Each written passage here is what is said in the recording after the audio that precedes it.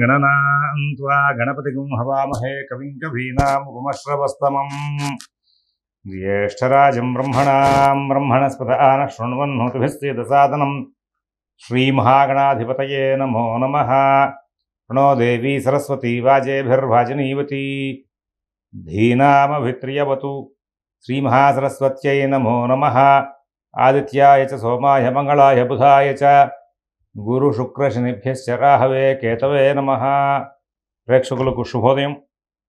ఈరోజు జూలై 4వ తేదీ గురువారం పంచాంగ వివరాలు చూద్దాం। స్వస్తి శ్రీ చాంద్రమాన శ్రీ క్రోధనామ సంవత్సరం ఉత్తరాయణం గ్రీష్మ ఋతువు జ్యేష్ఠమాసం కృష్ణపక్షం చతుర్దశి గురువారం తెల్లవారితే శుక్రవారంగా మరి 4:26 వరకు ఉంది। మృగశిర నక్షత్రం తెల్లవారితే మరి శుక్రవారంగా 4:09 వరకు ఉంది। వర్జ్యం పగలు 10 గంటల నుంచి 11:35 వరకు ఉంది। అమృత ఘడియలు రాత్రి 7:28 నుంచి 9:03 వరకు ఉన్నాయి। ఉదయం దుర్ముహూర్తం 9:54 నుంచి 10:46 వరకు ఉన్నాయి। మధ్యాహ్నం దుర్ముహూర్తం 3:06 నుంచి 3:55 వరకు ఉన్నాయి। సిజేరియన్ ఆపరేషన్కి ప్రిపేర్ అయ్యే వాళ్ళకి పగలు 1 గంటకి సమయం అనుకూలంగా ఉంది। రేపటి రోజున సిజేరియన్ ఆపరేషన్కి ప్రిపేర్ అయ్యే వాళ్ళకి రాత్రి 8 గంటలకు సమయం అనుకూలంగా ఉంది। విజయవాడకు సూర్యోదయం 5:33, సూర్యాస్తమయం 6:34। ఈరోజు సాయంత్రం 5:30 శుభ సమయం నడుస్తోంది। అలాగే మరి ఈ రోజున మాస శివరాత్రి। ప్రతి మాస శివరాత్రికి శివాలయాల్లో మరి కళ్యాణం, శివ కళ్యాణం చేయడం అనేది పూర్వం ఒక ఆనవాయితీగా ఉండేది। చక్కగా ఒక బాధ్యతగా చేస్తూ ఉండేవాళ్ళు। దాని ప్రభావం చేత గ్రామస్తులందరూ కూడా ఆ కార్యక్రమంలో పాల్గొవాలి అని ఒక నియమంగా కట్టడి ఉండేది। కాలక్రమంలో నిత్యం అర్చనలే బాగా ఇబ్బందికరమైపోయినాయి। ఇప్పుడు ఎక్కడో దేవాలయంలో శివ కళ్యాణం చేస్తారట, మన ఇంట్లో పిల్లకి పెళ్ళి అవ్వాలంటే అక్కడికి వెళ్ళి కళ్యాణం చేస్తే బాగుంటుందని ఎవరైనా చెప్తే అదొక విశేషంగా పెరుగుతున్నాం। అసలు మనకున్న అలవాటు మర్చిపోయాం కదా। మనకి పూర్వం అంతా కూడా పల్లెల్లో, పట్టణాల్లో అన్నింటిలోనూ కూడా శివాలయాల్లో మరి శివ కళ్యాణం ప్రతి మాస శివరాత్రి చేయడం అనేది పొద్దునపూట విశేషంగా అభిషేకాలు చేయడం।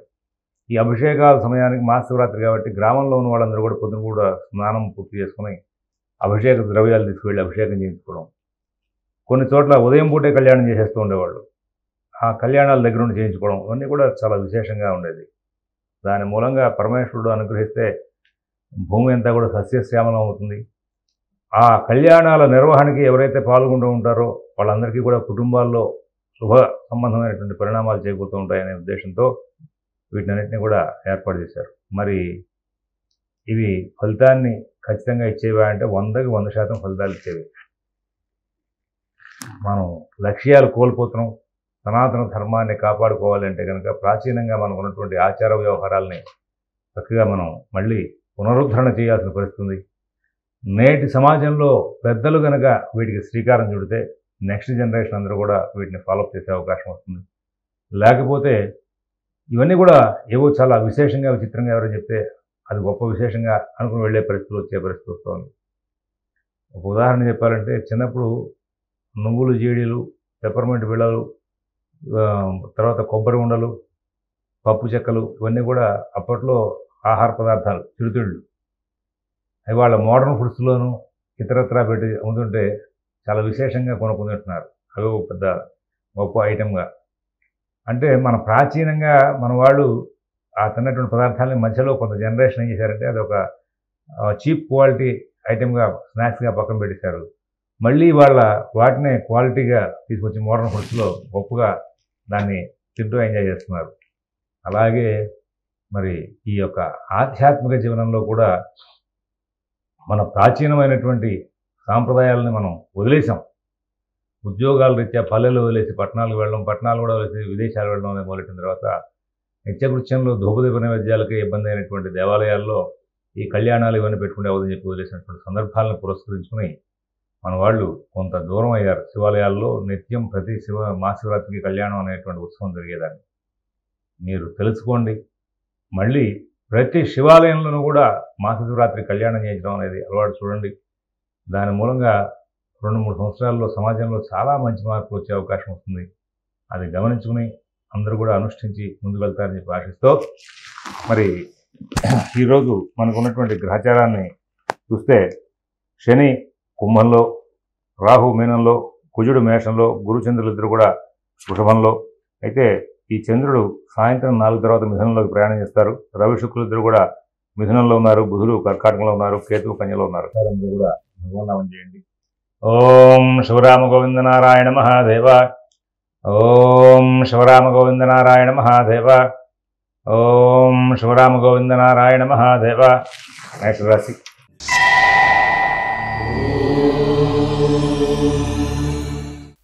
ఈ మేషరాశి వాళ్ళు ప్రతి కార్యక్రమాన్ని కూడా చాలా కూలంకషంగా పరిశీలించి నిర్ణయాలు తీసుకుంటూ ముందుకు వెళ్తూ ఉంటారు. అన్ని వివరాలు కూడా బాగా సంపాదిస్తూ ఉంటారు. ప్రతి విషయాన్ని కూడా శోధించి మనం చేయొచ్చా చేయకూడదా, ఇది మనకు సంబంధించిన పనేనా కదా అనేటువంటి అంశంలో ఒక జాగ్రత్తగా వచ్చి వాటిని అనుష్ఠించుకుంటూ ముందుకు వెళ్తూ ఉంటారు. కుటుంబ విషయాలు, ఉద్యోగ వ్యాపార విషయాలు, ఆర్థిక ఆరోగ్య విషయాలని కూడా బాగుంటాయి. అశ్విని నక్షత్రం వాళ్ళు ప్రతి పనికి కూడా ధైర్యంగా ముందుకు వెళ్ళి లాభాలు అందుకునే అవకాశం ఉంది. భరణి నక్షత్రం వాళ్ళకి వాళ్ళ కార్యక్రమాలని కూడా వేగంగా నడుస్తూ ఎక్కడ ఇబ్బందులు లేనటువంటి మంచి జీవితాన్ని గడిపేలాగా తయారు చేసేలాగా ఉంటూ ఉంటాయి. ఈ రోజున ఉద్యోగ వ్యాపార విషయాల్లో మంచి ఫలితాలు తీసుకుంటారు. కృత్తికా నక్షత్రం వాళ్ళు ప్రతి విషయాన్ని కూడా సూక్ష్మంగా పరిశీలించి చేయదగిన పనులు చేసుకుంటూ అనవసరమైన పనులు వదిలేసేసి సుఖవంతమైన జీవితాన్ని గడిపే అవకాశాలు బాగా కనబడుతూ ఉన్నాయి. వృషభ రాశి.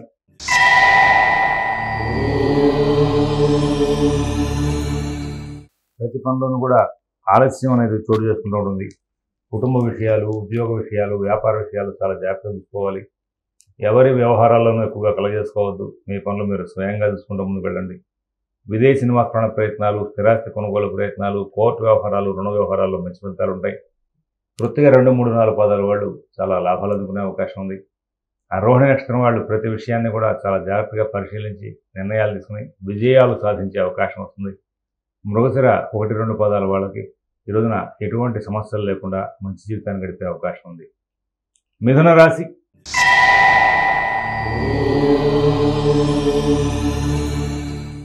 ప్రతి పనులను కూడా ధైర్యయుక్తమైన బుద్ధిని ప్రదర్శిస్తారు. ప్రయాణ చికాకులు ఉంటాయి, వాహన చికాకులు ఉంటాయి. బంధువులతోనూ అలాగే రుణాల విషయంలోనూ కొంచెం చికాకులు ఉండే అవకాశం ఉంది. మధ్య మధ్యలో అధైర్యం వెంబడిస్తుంది. కొన్ని పనులు మధ్యస్థంగా వదిలేసే అవకాశం ఉంటుంది. కొంచెం ప్రత్యేక జాగ్రత్తలు తీసుకుంటూ ముందుకు వెళ్లాల్సిన అవసరాలు ఉన్నాయని చెప్పేసి సూచిస్తున్నాము. మీ పనులు మీరు స్వయంగా చూసుకుంటూ ముందుకు వెళ్ళండి. నూతన ఉద్యోగ వ్యాపార విషయాలు, ఆర్థిక ఆరోగ్య విషయాలు ప్రత్యేకమైన శ్రద్ధతో జాగ్రత్తతో నడుపుకుంటూ ముందుకు వెళ్ళాలని చెప్పేసి సూచిస్తున్నాం. మృగశిర 3, 4 పాదాలు వాళ్ళకి అన్ని పనులు కూడా చాలా చక్కగా నడుస్తాయి. కుటుంబ విషయాలు బాగుంటాయి, ఉద్యోగ వ్యాపార విషయాలు బాగుంటాయి, ఆర్థిక ఆరోగ్య విషయాలు కూడా చాలా బాగుంటాయి. ఆరుద్ర నక్షత్రం వాళ్ళు ఏ పని చేసినా కానీ పనులు సానుకూలం అవ్వాలి, విజయం పొందాలి అనే ధోరణితో ముందుకు వెళ్తారు. చాలా చక్కనైనటువంటి ఫలితాంశాలు తీసుకుంటారు. పునర్వసు 1, 2, 3 పాదాలు అన్ని కార్యక్రమాల్లోనూ కూడా చాలా చక్కని ఫలితాలను ఇచ్చేవిగా కనబడుతూ ఉన్నాయి. వీళ్ళు వాళ్ళ పనులు చేసుకోవడం కాకుండా పక్క వాళ్ళు కూడా సహాయ సహకారాలు అందించే విధంగా ఈ రోజున పరిస్థితులు మారే అవకాశం ఉంది. కర్కాటక రాశి.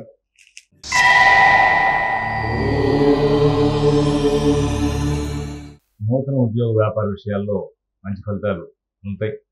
శుభవార్తలు వింటారు. తరచుగా ఇవాళ ఏ పని చేసినా కానీ ధన వ్యయం బాగా జరుగుతుంది. సహకారం చేస్తామనేటువంటి వాళ్ళు సహకరించకపోవడం జరుగుతుంటుంది. ఉద్యోగ వ్యాపార విషయాల్లో ఒత్తిడి పెరుగుతుంది. నూతన వ్యాపార విషయాలు, నూతన ఉద్యోగ విషయాల్లో చాలా జాగ్రత్తగా ఉండాలి. విదేశీ నివాస ప్రయత్నాలు, స్థిరాస్తి కొనుగోలు ప్రయత్నాలు, కోర్టు వ్యవహారాలు, రుణ వ్యవహారాలు కూడా ప్రత్యేకమైన శ్రద్ధ జాగ్రత్త తీసుకుంటూ ముందుకు వెళ్లాల్సిన అవసరం ఉందని చెప్పేసి సూచిస్తున్నాం. మీ పనులు మీరు స్వయంగా చూసుకుంటూ ముందుకు వెళ్ళండి. ఇక్కడ ఇబ్బందులు లేకుండా మంచి జీవితాన్ని గడిపే అవకాశం ఉంది. అలాగే ఇక్కడ మరొక ముఖ్య విషయం ఏంటంటే మీ యొక్క ప్రతి పనిని కూడా మీరు స్వయంగా శోధించుకుంటూ ముందుకు వెళ్ళండి. తద్వారా ఇబ్బందులు లేకుండా కాలక్షేపం చేసే అవకాశం వస్తుంది. పునర్వసు 4వ పాదం వాళ్ళకి ఆర్థిక లావాదేవీలు బాగా నడుస్తాయి. కుటుంబ సభ్యుల సహకారం చాలా బాగుంటుంది. పుష్యమి నక్షత్రం వాళ్ళకి ప్రతి పనిలోనూ కూడా చికాకులు ఎదురయ్యే అవకాశం వస్తుంది. అయినప్పటికీ కూడా వీళ్ళు పనులన్నీ కూడా ఏదో విధంగా సాధించాలనేటువంటి ధోరణిలో ముందుకు వెళ్తారు. శ్రమ మిగులుతుంది. ఆశ్లేష నక్షత్రం వాళ్ళకి ఉద్యోగ విషయంలో, వ్యాపార విషయంలో, ఆర్థిక ఆరోగ్య విషయాల్లో ప్రత్యేకమైన జాగ్రత్తలు తీసుకోవాలని చెప్పేసి సూచిస్తున్నాం. సింహరాశి.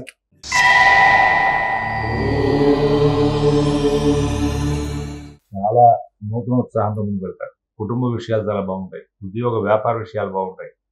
ఆర్థిక ఆరోగ్య విషయాలు బాగుంటాయి.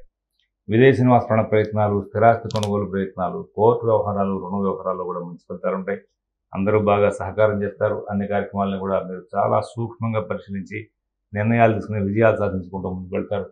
విదేశీ నివాస ప్రయత్నాలు, స్థిరాస్తి కొనుగోలు ప్రయత్నాల్లో మీకు శ్రమ తక్కువ, ఫలితం ఎక్కువగా ఉంటుంది.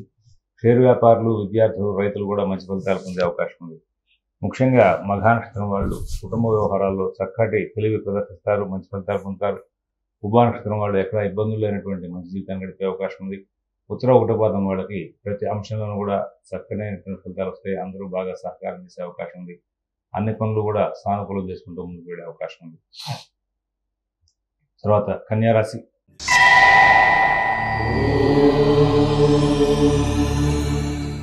కన్యారాశి వాళ్ళు వాళ్ళ కార్యక్రమాలని చాలా వేగంగా పూర్తి చేసుకోవాలనేటువంటి ప్రవణత ముందుకు వెళ్తారు. భక్తి కార్యక్రమాలు, పుణ్య కార్యక్రమాలను కూడా బాగా నడుస్తాయి.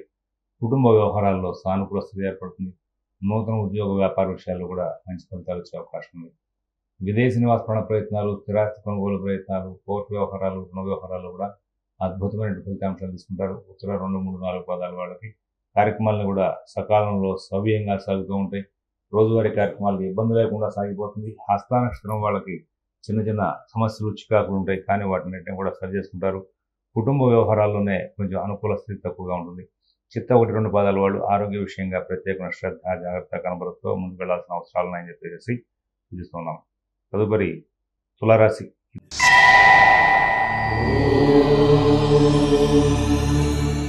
తులారాశి వాళ్ళు అన్ని కార్యక్రమాలని కూడా చాలా చక్కగా నడుపుకుంటూ ముందుకు వెళ్ళాలని ప్రయత్నిస్తారు. అయితే ఆటంకాలు తరచుగా వస్తుంటాయి. ఉద్యోగ వ్యాపార విషయాల్లో ఆటంకాలు ఉంటాయి. ఆర్థిక ఆరోగ్య విషయాల్లో కూడా ఆటంకాలు ఉంటాయి. మీ పనులు మీరు స్వయంగా చూసుకుంటూ ముందుకు వెళ్తే చాలా లాభాలు వచ్చే అవకాశం ఉంది. మరి భక్తి కార్యక్రమాలు, కుటుంబ వ్యవహారాలు, ఉద్యోగ విషయాలు, వ్యాపార విషయాలు ఇవన్నీ కూడా మీరు స్వయంగా చూసుకుంటూ ఉంటే సమస్య లేకుండా నడిచే అవకాశం ఉంది. చిత్త 3, 4 పదాల వాళ్ళకి వాళ్ళ గ్రహచారం బాగా అనుకూలంగా ఉందనే చెప్పాలి. వాళ్ళు ఓర్పుగా, తెలివిగా ప్రవర్తించి సమస్యలను దూరం చేసుకునే అవకాశం ఉంటుంది. స్వాతి నక్షత్రం వాళ్ళు ప్రతి విషయంలోనూ కూడా జాగ్రత్తలు పాటించి లాభాలు అందుకుంటారు.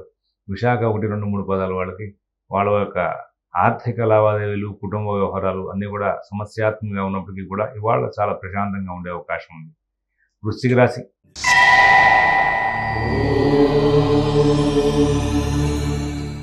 కుటుంబ విషయాలు బాగుంటాయి, ఉద్యోగ విషయాలు బాగుంటాయి, వ్యాపార విషయాలు బాగుంటాయి, ఆర్థిక ఆరోగ్య విషయాలు బాగుంటాయి. విదేశీ నివాస ప్రయత్నాలు, స్థిరాస్తి కొనుగోలు ప్రయత్నాలు, కోర్టు వ్యవహారాలు, రుణ వ్యవహారాలు కూడా చాలా జాగ్రత్తలు పాటించి ముందుకెళ్తారు. విదేశీ నివాస ప్రయత్నాలు, స్థిరాస్తి కొనుగోలు ప్రయత్నాలు, కోర్టు వ్యవహారాల్లో ధన వ్యయం జరుగుతుంది. అయినప్పటికీ కూడా పనులు బాగా అవుతాయి. ఉద్యోగ వ్యాపార విషయాలు బాగుంటాయి. నూతన ఉద్యోగ వ్యాపార విషయాల్లో మంచి వార్తలు వింటారు. శుభవార్తలు తరచుగా వినే అవకాశం వస్తుంది. అందరూ బాగా సహకారం చేసే అవకాశం వస్తుంది. అనుకోని విధంగా లాభాలు అందుకునే అవకాశం ఉంటుంది. కుటుంబ సభ్యుల యొక్క ప్రోత్సాహం చాలా బాగుంటుంది. బంధుమిత్రుల యొక్క రాకపోకలు బాగా జరుగుతాయి. విశాఖ 4వ పాదం వాళ్ళకి కుటుంబ విషయాల్లో, ఆర్థిక విషయాల్లో చిన్న చిన్న చికాకులున్నా సరి చేసుకునే అవకాశం వస్తుంది. అనురాధ నక్షత్రం వాళ్ళు ప్రతి పనిని కూడా సానుకూలం చేసుకుంటూ ముందుకు వెళ్ళడానికి గట్టిగా ప్రయత్నం చేస్తారు. కొంచెం చికాకులు పడే అవకాశం ఉంది. జ్యేష్ఠ నక్షత్రం వాళ్ళు ఎక్కడా కూడా ఇబ్బందులు లేనటువంటి జీవితాన్ని గడిపే అవకాశం బాగా కనబడుతూ ఉంది. తర్వాత ధనురాశి.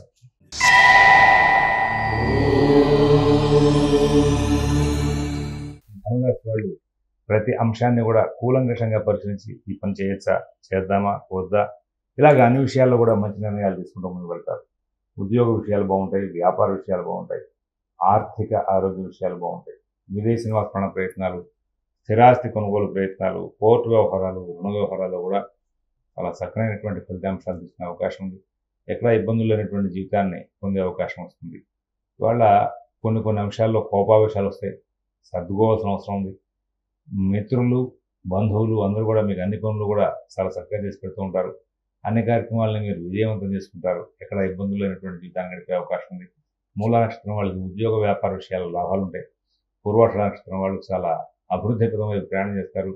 అన్ని కార్యక్రమాలను కూడా విజయాలు సాధిస్తారు. ఉత్తరాషాఢ 1వ పాదం వాళ్ళకి ఆర్థిక లావాదేవీలు చాలా అనుకూలంగా నడిచే అవకాశం ఉంది. తర్వాత మరి మకర రాశి.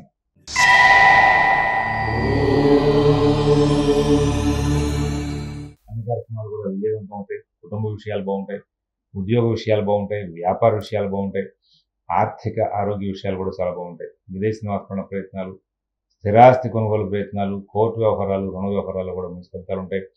ఇవాళ మధ్య మధ్యలో కొంచెం కోపావేశాలు వస్తాయి, కొంచెం ఆగ్రహావేశాలు వస్తాయి. ఆరోగ్య సమస్యలు మళ్ళీ తిరగబెట్టే అవకాశం వస్తుంది. కానీ వెంటనే రికవర్ అయ్యే అవకాశాలు కూడా బాగా కనబడుతున్నాయి. మీరు ఉత్తరాషాఢ 2, 3, 4 పాదాల వాళ్ళు ఉద్యోగ విషయంగా లబ్ధి పొందుతారు. శ్రవణ నక్షత్రం వాళ్ళు వ్యవహారపరంగా లబ్ధి పొందే అవకాశం ఉంది. ధనిష్ట 1, 2 పాదాల వాళ్ళకి కుటుంబ పరంగా లాభాలు అందే అవకాశం ఉంది. కుంభరాశి.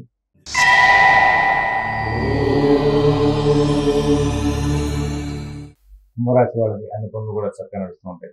ఉద్యోగ విషయాలు బాగుంటాయి, వ్యాపార విషయాలు బాగుంటాయి, ఆర్థిక విషయాలు బాగుంటాయి, ఆరోగ్య విషయాలు బాగుంటాయి. ఎక్కడ ఇబ్బందులు లేనటువంటి జీవితాన్ని గడిపే అవకాశం ఉంది.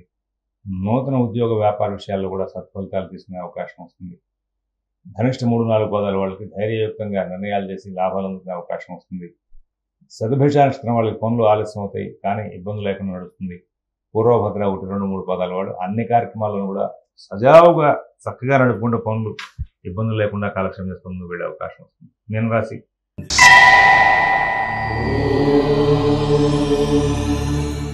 ప్రతి పని కూడా సానుకూలం అవుతుంది. కుటుంబ ఉద్యోగ వ్యాపార విషయాల్లో మంచి ఫలితాలు ఉంటాయి. ఆర్థిక ఆరోగ్య విషయాల్లో కూడా సత్ఫలితాలు ఉంటాయి. ఈ రోజున అన్ని అంశాలు కూడా బాగా కాలక్షేపం చేస్తారు. మీకు కావాల్సిన విధంగా మీరు లాభాలు అందుకుంటారు. ఎక్కడ ఇబ్బందులు లేనటువంటి జీవితాన్ని గడిపే అవకాశం బాగా కనబడుతుంది.